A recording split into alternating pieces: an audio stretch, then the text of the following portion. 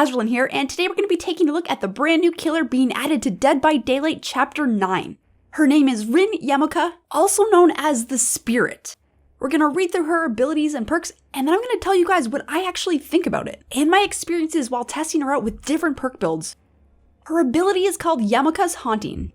The Spirit can use her power yarmulkes Haunting to enter an ethereal plane and reappear at a new location. Tap and hold the power button to charge. The Spirit will depart her physical body, leaving behind a stationary husk. While yarmulkes Haunting is active, the Spirit may traverse freely to a new location, moving at a faster rate for a short duration. She is still confined to movement within the physical environment and surroundings. The Spirit leaves the physical plane, losing sight of all survivors. She can, however, still sense scratch marks they leave in the environment. The Spirit will produce an audible cue at her current location. Once the power has ended, the Spirit retains her speed boost for a brief period, and her husk fades away.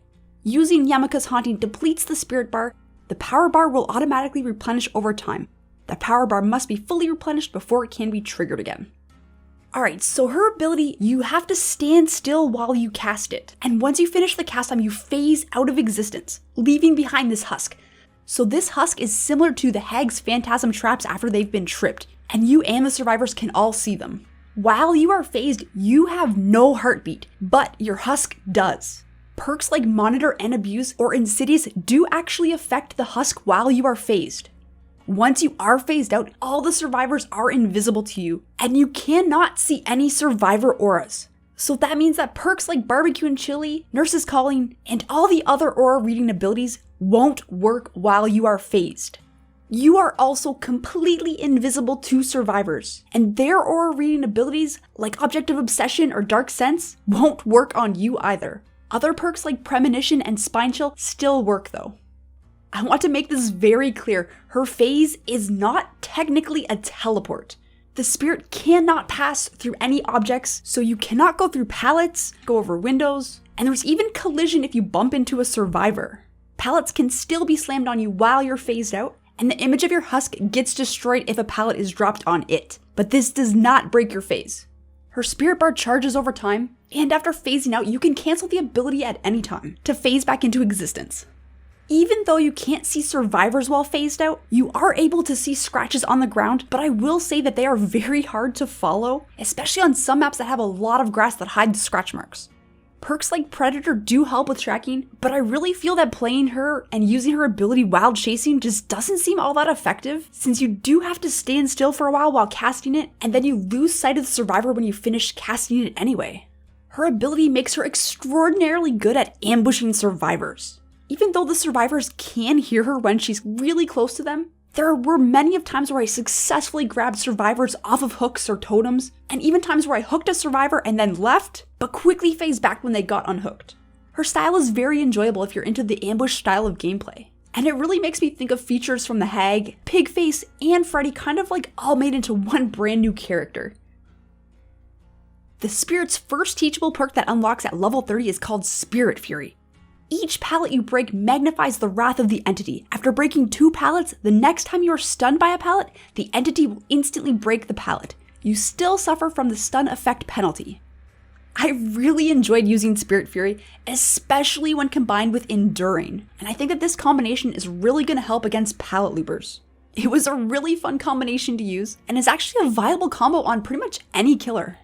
I do think that high-rank survivors are going to wise up to this though, and start just dropping the pallets preemptively to force the killers to actually break the pallet, thus keeping more space in between them and the killer.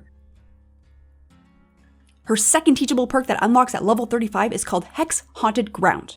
2 trapped hex totems will spawn in the trial. When one of the 2 trapped hex totems is cleansed by a survivor, all survivors suffer from the exposed status effect for 60 seconds. The remaining trapped hex totem immediately becomes a dull totem. The fact that it makes all survivors, not just the person who cleansed the totem, exposed is really interesting, and it basically means that you can one-shot anybody that you hit within the 60 seconds.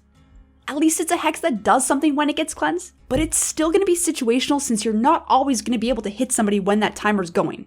Using Haunted Ground as the only hex totem wasn't always successful, but I did find it to synergize extremely well with other hex totems as long as Hex Thrill of the Hunt was among them. Even running a 4-hex build, it made for a pretty interesting game. That being said though, hex totems are always unreliable perks due to the randomness of the spawns and groups of survive with friends being in voice comms together. Her third teachable perk that unlocks at level 40 is Rancor. You become obsessed with one survivor. Each time a generator is completed, the obsession sees your aura for 3 seconds. Each time a generator is completed, all survivors' locations are revealed to you for 3 seconds. Once all generators are completed, the obsession has the exposed status effect, and the killer can kill the obsession. Only one obsession per match. I've never really been a fan of obsession perks because it relies on the obsession either being really good at not being found or really bad at hiding. But I will say that Rancor really does synergize well with save the best for last, and being able to one-shot your obsession and mori them on the ground without needing an actual mori can actually come in pretty clutch late game. Overall, her perks aren't that bad. Spirit Fury is pretty amazing with Enduring, and Hex Haunted Ground can be a lot of fun in an all-hex build. I'm still undecided as to if I will run Rancor, but I can totally see people who like running Save the Best for Last wanting to add that into their build as well. I quite enjoy her playstyle, but I'm not 100% certain on what perk build I will go with her yet. That being said, I'd love to know what you guys think. What do you guys think of her ability? What do you guys think of the perks that she has? What perk builds do you think that she'll use on her? I'd love to know in the comments below. If you guys enjoyed the video, don't forget to hit that like button. If you're new to the channel, don't forget to subscribe. Thanks for watching, guys, and have a wonderful day.